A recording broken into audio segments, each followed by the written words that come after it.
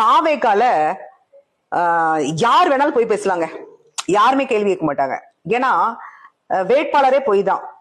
சொத்து எவ்வளவு சொத்து இருக்குங்கிறதுல பொய், என்ன படிச்சிருக்கோங்கிறதுல பொய், பொய் மட்டும்தான். பொய்னாலேயே தாவேக்கா கட்டமைக்கப்பட்டது.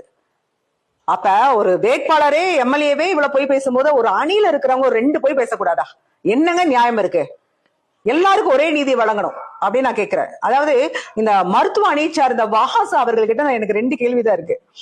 அதாவது ஏன் வாசு, நீங்க தான் காலையில போனீங்க, ஒயிட் கோட் போட்டு மருத்துவமனை வாசல் நின்று ஒரு பேட்டி கொடுத்தீங்க.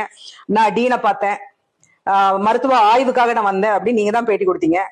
அதுக்கப்புறம் அது பெரிய பிரச்சனையாகி எல்லா கட்சிக்காரங்களும் கேள்வி கேட்க ஆரம்பிச்சோன்னையும் நீங்க என்ன பண்ணீங்க, உடனே உங்களோட இன்ஸ்டா பேஜ் ரீல்ஸ்ல ஒண்ணு போடுறீங்க. என்னன்னு, நான் ஆய்வுங்கிற வார்த்தை நான் சொல்லவே இல்லை, நான் பத்திரிகையை மீடியா அதை அப்படி போட்டாங்க, நான் டாக்டர் கிட்ட டிஸ்கஷன் பண்ண போனேன், அதைத்தான் அவங்க ஆய்வா மாத்திட்டாங்க அப்படிங்கிறாங்க. அந்த வீடியோவும் வந்துருச்சு. நீங்க போட்டுட்டு என்னென்னலாம் டெலீட் பண்ணீங்களோ எல்லாத்தையும் ரெக்கவர் பண்ணிட்டாங்க. எதுக்கு உங்களுக்கு இத்தனை போய்? நீங்க பண்ணது தப்பு. நீங்க படிச்சது ஒரு எம்எஸ்சி, ரைட்டா? எம்எஸ்சி நர்சிங் தான் நீங்க படிச்சிருக்கீங்க, பிளஸ் எம்பிஏ நர்சிங் மேனேஜ்மெண்ட், ரைட்டா? மேனேஜ்மெண்ட், ஹாஸ்பிட்டல் மேனேஜ்மெண்ட் நீங்க படிச்சிருக்கீங்க.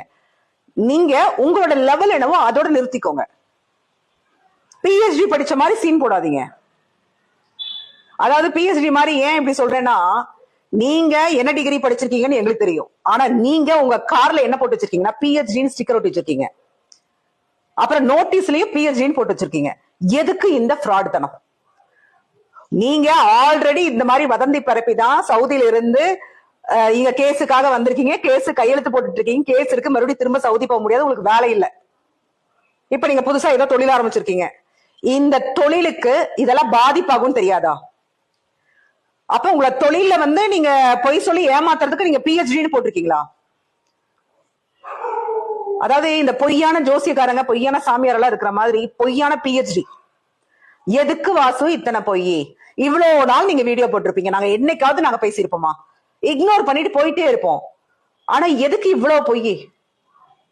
தாவேக்காரங்கன்னா பொய் பொய் பொய்.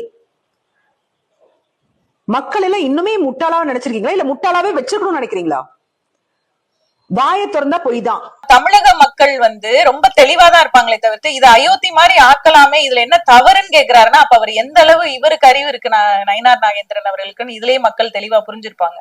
அப்ப நீங்க என்ன சொல்ல வரீங்க? நேரடியா நாங்க அப்படிதான் பண்ணுவோம், நாங்க பிஜேபியை உள்ள நுழைக்கிறதுக்கு ஆர்எஸ்எஸ் மூலமா எல்லா காரியங்களையும் நாங்க இதெல்லாம் ஒரு சின்ன சின்ன சின்ன விஷயங்கள் அப்படியே குட்டி குட்டியா அரிச்சு அப்படியே பெரிய பூதாகரமா ஆக்கி அதுல ஒரு சந்தோஷப்படுறதுதான் பிஜேபியோட நோக்கம். என்னன்னா தமிழக மக்களுடைய நிம்மதியை கெடுக்கும்.